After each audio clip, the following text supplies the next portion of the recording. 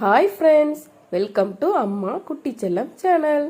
இன்னைக்கு நம்ம ஒரு மருந்து வீடியோ தாங்க பார்க்க போகிறோம். நம்ம குட்டீஸ்க்கு ஒரே காய்ச்சல், சளி, இருமல்னு வரிசையாக வந்துட்டே இருக்கு. இன்னைக்கு நம்ம இருமலுக்கான ஒரு மருந்து பார்ப்போம். வாங்க வீடியோக்குள்ளே போகலாம்.